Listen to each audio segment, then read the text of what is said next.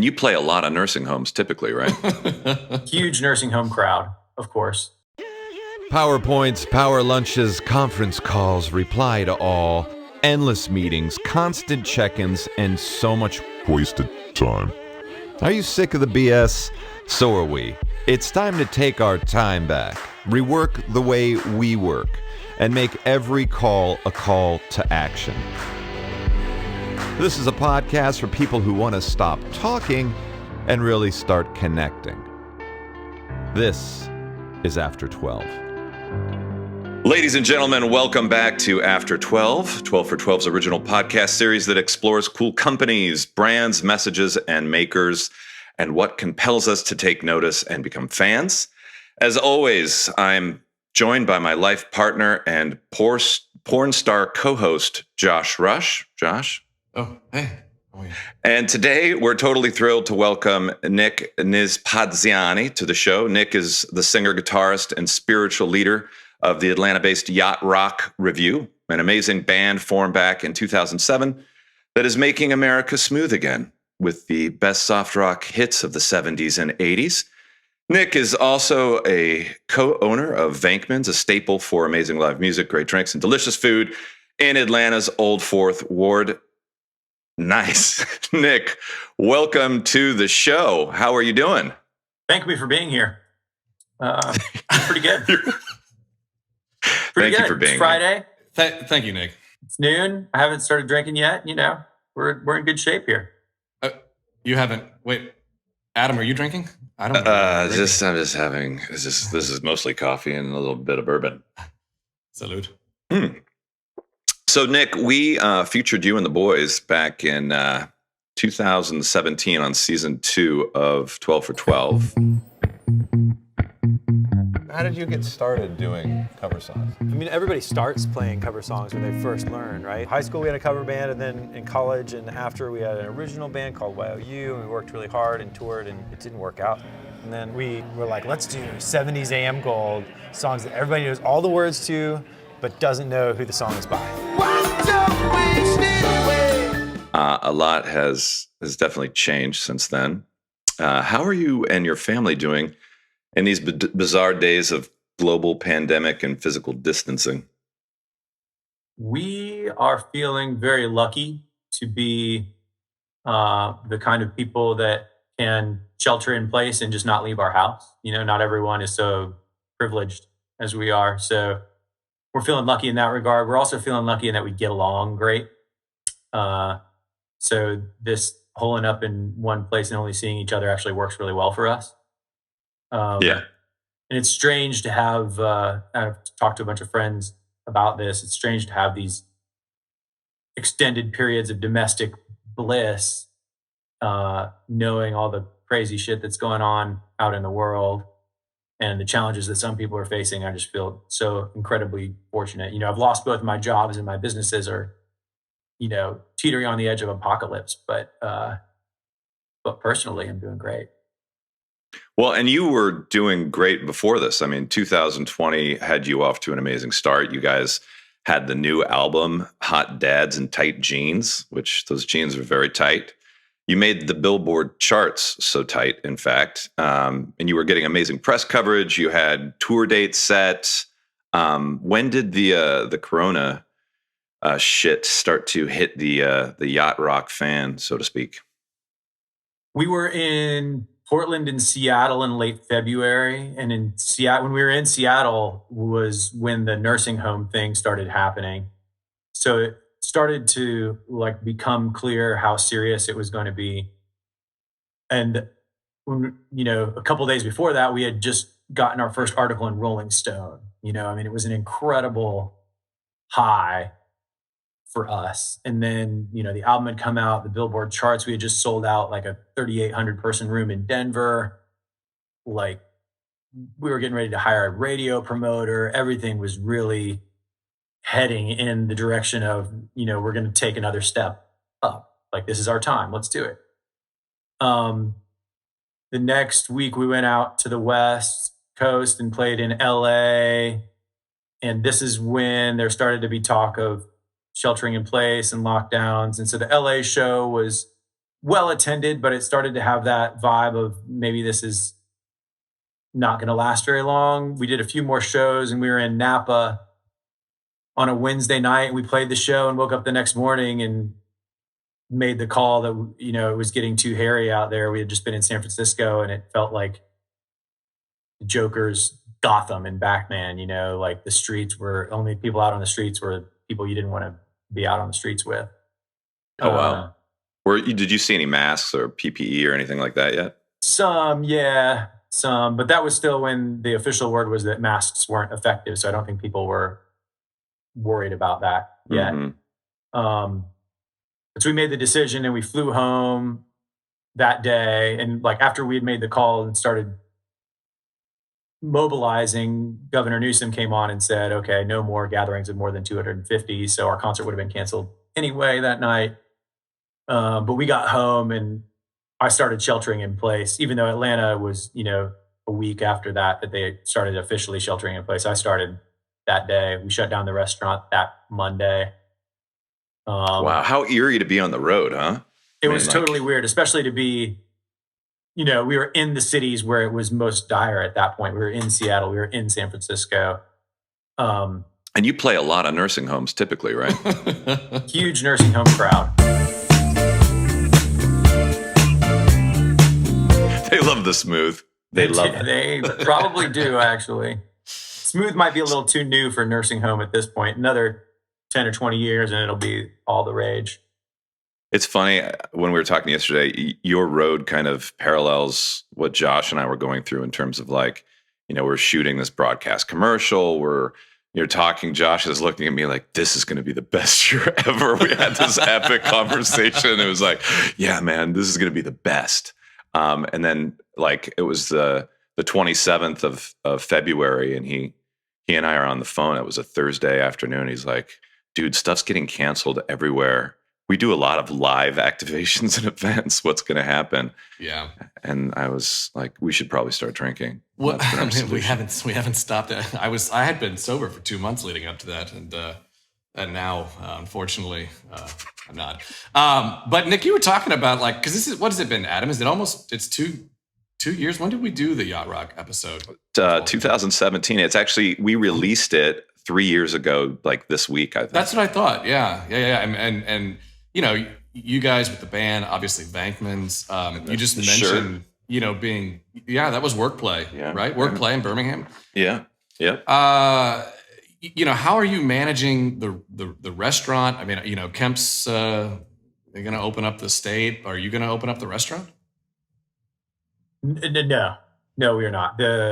We are going to take cues from the mayor and scientists and other people that I trust and believe are intelligent and making decisions for the right reasons. Science has been largely disproven, though, right? Wait a minute. You didn't vote for Kemp? I did not. Kemp is not my guy. I don't vote for guys that point guns at teenagers in campaign commercials. That's not really my thing. Two things if you're going to date one of my daughters. Respect. And? A healthy appreciation for the Second Amendment, sir. We're going to get along just fine. Brian Kemp. Yeah, I mean, I'm as scared as anybody about the business environment. Both of my businesses are at great risk, unlikely to return to normal anytime soon.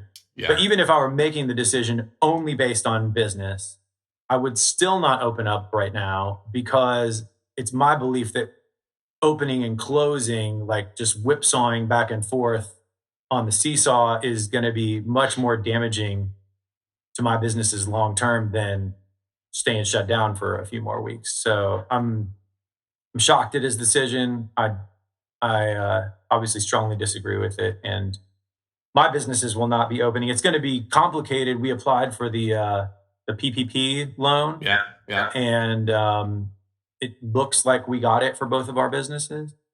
Although difficult to say when that actually, the documents get signed and it closes. But at that point, we'll have money that we need to be paying our people in order to get the loan forgiven. So we'll have to make a decision at that point as to whether we want to do carry out and delivery. Have you not been doing carry out at all? We've not, because Venkman's is primarily a music venue. I mean, it's a great restaurant, but the restaurant. It is a great thing restaurant. that we do that is our special sauce is the combination of music and food. And we just didn't feel like takeout You could was have- the right thing for us. I mean, You can't have one without the other at Venkman's. I totally agree. And your bar too. You have killer cocktails. Great program. yeah, and we would have been losing a lot of money that we can't afford to lose in that business. You know, I mean, restaurants are such a low margin business. You know, I was just reading an article in New York Times about a restaurateur who's been open 20 years and he only had enough in the bank account to pay one more week of payroll and laid everybody off. You know, it's not just the newcomers like us that are going to be struggling. It's everyone. We had a couple chefs on our show a few weeks back, and just the way that they're pivoting, to, one guy in Palm Springs is doing secure carryout, like they're taking temperatures, they're contained to 3 people, and then Taylor Neary at Holmes in Alpharetta, he's doing very limited porch kind of pickups, and then there's deliveries, but he's changed his entire menu. So everybody's like really in the restaurant business. They've had to completely reinvent who they are. How about the music side of it? Like, you've been performing since high school, probably even before that. You've been in bands almost as long as me. But I mean, this isn't a competition. But it is an application, Josh. How are you guys doing in the band? Are you missing the live energy? How are you connecting with your audience? I mean, we're trying to do as much Facebook Live as we can. A sailor said, Brandy, you're a fine girl. What a good wife you would be. Well, your eyes can steal a sailor from the sea. To stay connected with people. I mean, at this point, we refer to it as brand preservation. You know, we just want to stay in people's thoughts and in their hearts so that when we can come back, they're there for us, but it's not economically, it's not really moving any meters. And in terms of the spiritual side of like the connection with the audience, it's something is there, but it's nothing like when you really play live. I think we were talking a little bit yesterday. One thing that worries me is that with all of this free streaming that all bands are doing, not just us, but everybody from Willie Nelson to Ed Sheeran to whoever, I'm concerned that it's a Napster moment for live performance and that people are becoming accustomed to seeing this stuff for free. Yeah, you mentioned last night that like the pornification of this. I caught your Thursday night stream and I was just thinking, I hope it doesn't get that way. And I found a quote from you back in 2019 with Northwest Music Scene. And you said, people come to our shows to escape. They don't want to think about politics. They don't need to be challenged by layers of meaning and poetic lyrics. They just want to have fun, sing along the songs they know by heart, and see the people on stage doing things not everyone can do. I mean, I think I said that. Wow, that was eloquent. It was super eloquent. Look it up, Northwest Music Scene. But I think you're still capturing that. I mean, last night I was, typing up some notes for today's conversation, and I was just thinking, I'm totally enjoying this.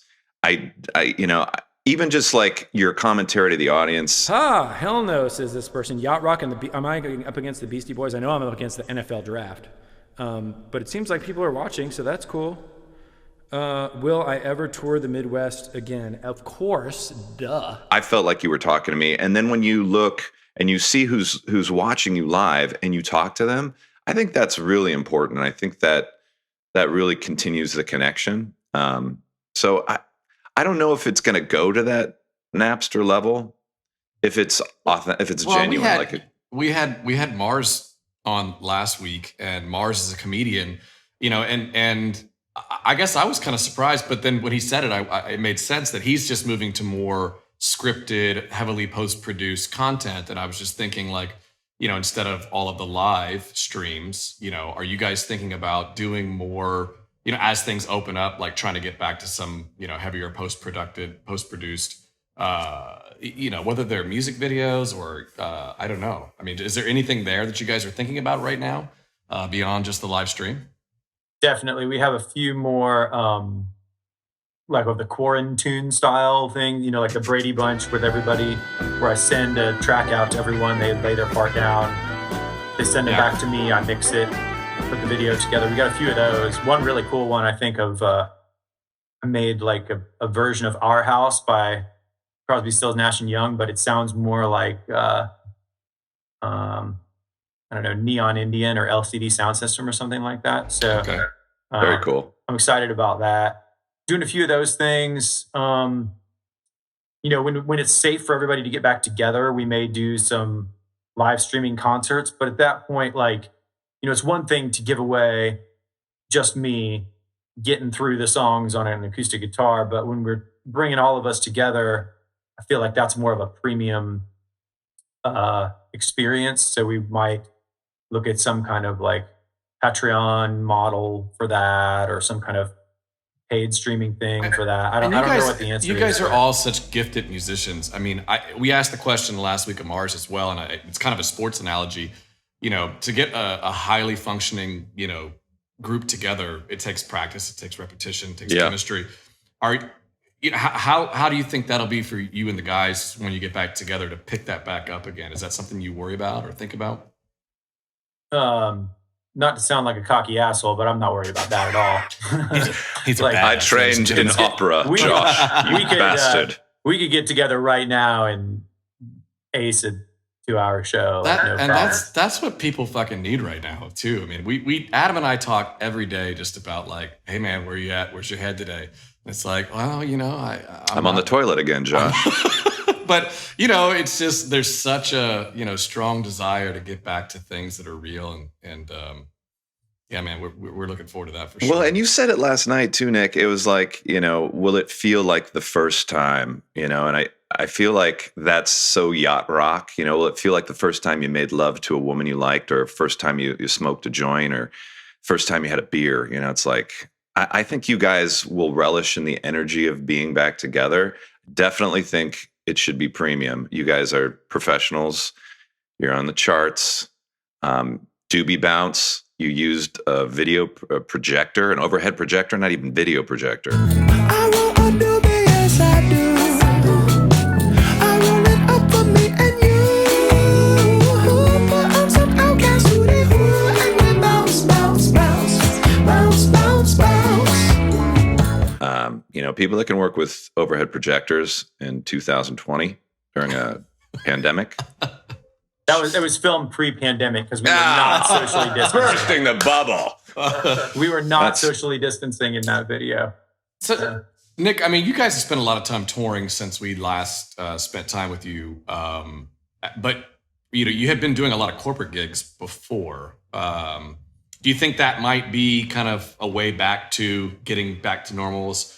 Small groups, small events, corporate gigs, et cetera.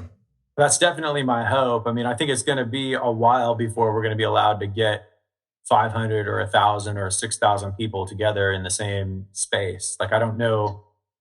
I mean, I have no crystal ball as to when that happens or how it happens, but it doesn't feel imminent. Yeah. And I feel lucky in that our band can still pivot and do weddings. We can pivot and do more corporate events. And we're the kind of band that people want for that. Like if we were like bands of our exact same size that are playing the same rooms touring now aren't big enough to get hired to play somebody's company party because they only have a couple songs people know, or probably no songs people know, Right. So, but you have a fan base in the millions. I mean, like, could you do like more of a curated content thing for people that want to buy? I know, like, for instance, I've seen all sorts of weird things like goat farms or llama farms saying, hey, you can rent our animals to be in your Zoom calls.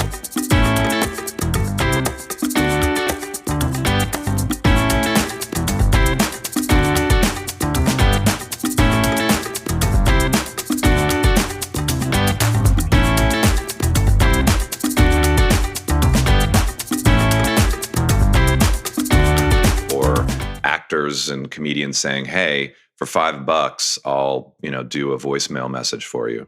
I mean, I would definitely pay $100 for you to get my wife to sleep in the same bedroom with me by playing, a smooth You'd pay love $25 tune. for a handy right now. Last night I was like 30 seconds into the first song, and some lady wrote, "I think I just got pregnant watching this." So I have that kind of ability. How are you? How often are you talking to Pete and Greg and the Daves? How are the Marks, I should say?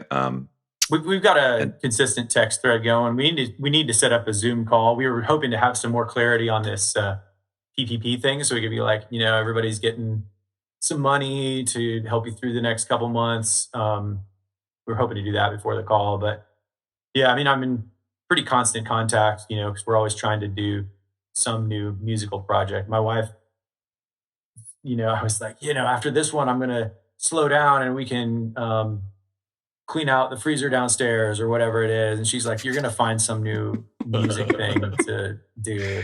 There's not going to be that time. But we already got the freezer done, so I'm excited about that. Well, you mentioned you mentioned in the absence of your job and what you guys do for a living. Sounds like the margin on your family time has been good. Yeah. How are the girls? How's everything going there? I've got 1-year-old Bowie, and he is getting ready to walk soon, I think, and eating more. He eats as much as I do almost. And 4-year-old Emmy Lou is rocking it. She did I did a Beatles crayon drawing request night a couple weeks ago where people drew their requests out of what Beatles song they wanted, and they emailed them or posted them to the event page, and then I would show their drawing to the camera and play the song. She backed me up on vocals and drums on a couple songs That's for awesome. that show. So that was pretty solid. She sings a mean "Hello Goodbye." What is she taking of this whole time at home? Like, why is Daddy not on the road?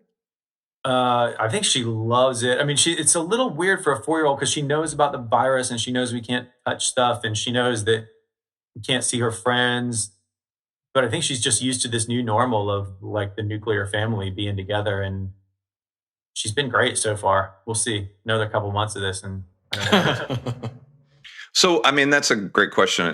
We are in a pandemic, and I'm relieved that these only happen, historically speaking, like once every 100 years. Thank God. But have you guys given more thought of the long-term kind of, what if this went 6 to 12 months? And I'm only asking because Josh and I think about this all the time. We've started kind of within 30 days pivoting to like doing virtual events, which is crazy. Is there a way that you could create your own Yacht Rock platform? Because you already have the audience. I mean, the hardest thing in any commercial venture or artistic venture is having people that care about it and relating to them and having them, feed you energy to continue. And you guys already have that. It's tenable. Rolling Stone magazine has endorsed it. Have you thought, let's just be honest, you're on 12 for 12 right now. So things are looking up. You've made it. Yeah. You have made it. I mean, we're going to pivot that direction as much as we can, but going back to the Napster analogy, I feel like content has been so devalued. Unless you're really doing content on a macro scale that's beyond what our reach is right now, it's not going to pay for 7 guys, 2 girls, 4 crew, and 5 people working for us in the office at home. Right. That's a lot of mouths to feed. So, yeah. How are the other? Yeah. How are the other? Not just the guys in the band, but you guys have worked with, Zach Brown and the Little River Band, and Joan Jett and Bon Jovi and all these big band. Like, what are they doing? What are you seeing that's working? Have you talked to any of these musicians that you featured in your shows? Yeah, I keep up with a few of them. Matthew Wilder and Robbie Dupree are pretty good friends of mine. We were just hanging out with Matthew in LA like a couple of days before we had to fly home. I don't think anybody. What's he doing? He just did the music for Mulan. Oh, nice. The new Milan movie that is now delayed, obviously. It's Definitely. 2024, I think. Is Right, probably. Well, or everything is going to streaming too. So I mean, there you know, again, there's a channel that it's kind of over the top TV. If you could take what you're doing and get it, you know, distributed through Spectrum or Comcast, right? I mean, you could go to direct to streaming. If you had Right. Yeah, and I mean, there's this movie that we've been working on for a while that the documentary. She's gone. I better learn how to face it. She's gone. I make the devil to replace her. She's gone. I better learn how to face it. She's gone. I pay the devil to replace her. She's gone. She's gone. She's gone. She's gone. She's gone. She's gone. She's gone. She's gone. She's gone. She's gone. She's gone. She's gone. She's gone. She's gone. She's gone. I better learn how to face it. She's gone. I pay the devil to replace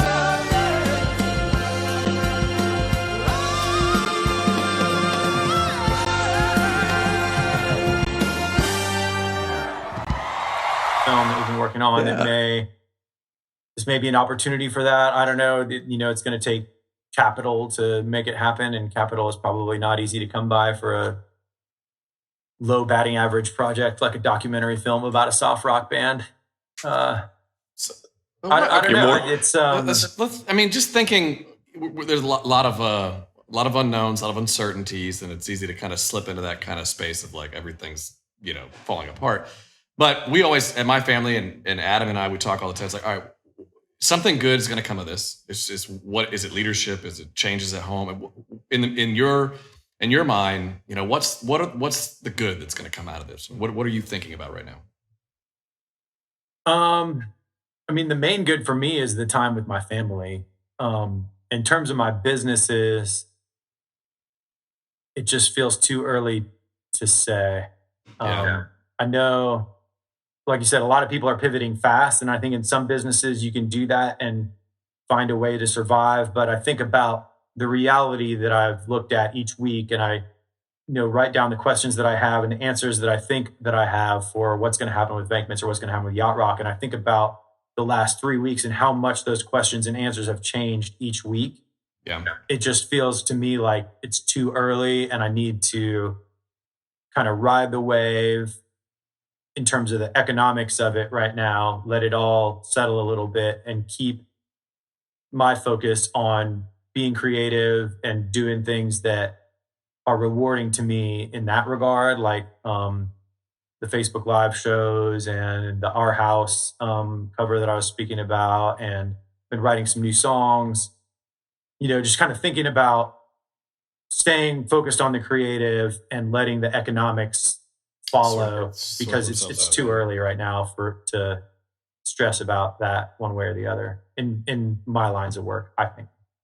Well, what a great time and a great opportunity to have the headspace to make new music. It's, you had a midlife crisis and you made an album, and now we're kind of in a mid-world crisis. Right. And you have an opportunity. I don't know. I would say first and foremost, continue connecting with those Thursday night streams. And, for the people that are listening to After 12, all 10 of you right now, thank you.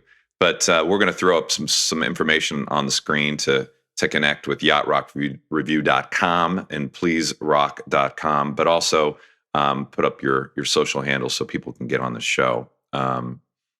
You were quoted saying, everyone in the band is a dad now, so we needed to make the album happen before we became grandpas. I've sung Escape by Rupert Holmes at least 1,000 times now, and if that isn't paying your dues, I don't know what is. It kind of makes me think, we have an escape, the silver lining of what we're doing right now. I mean, even Josh and I, Josh is into porn again. He's doing amateur porn for the first time in, I don't know what, 15 years. It's good to be back. It's awesome in a full bodysuit, a haptic suit. But no, it's just, to me, it's, I'm babbling. We probably should cut this whole thing out. I just think it's a nice time to just reset like what our purpose is as human beings, like what we love, what means the most to us. And like you said, you're connecting with your family. You're being able to. Adam has a tendency of just kind of rambling on like this. It's okay. I do. You can interrupt him or tell him you're ready to leave now. Yeah, it's okay.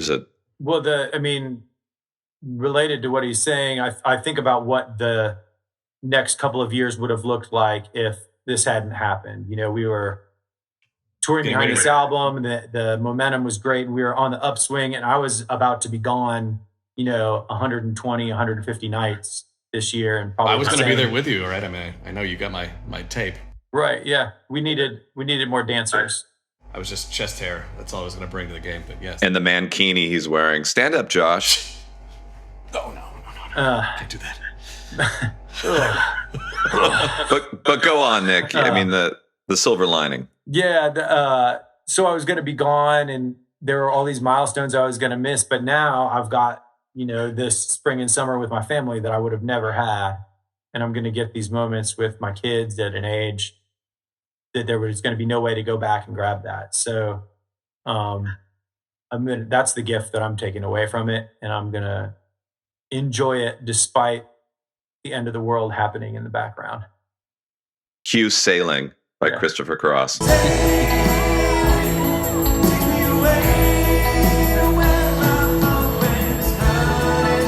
Hey man, it's been a real pleasure talking with you, Nick. Keep doing it. I told you yesterday, my wife and I have watched a few of your shows, and it's funny for everyone at home. Like when we filmed in 2017, I didn't know this, but your horn player Dave and his wife Beth, my wife Nora and Beth were in a choir group in high school called the Jills, and we found out that we were connected. Like maybe 3-4 months after we released that episode, and it just makes me think, we're all kind of connected in one global petri dish, and what you're doing matters, and keep doing it, man. Cheers. So cheers. Likewise. You have your mezcal margarita. Yeah. No, I'm out of mezcal. I need to either go raid the liquor cage at Venkman's or put on the hazmat suit and go to the liquor store. That's not fair. We need a liquor cage in restaurants. No, Nick, thanks so much for being on the show today. We promised that at least a few people were going to see this, and now you can play the song for us that you prepared. Great. I'll give me 10 minutes to go learn something. Yeah. Thanks, Nick.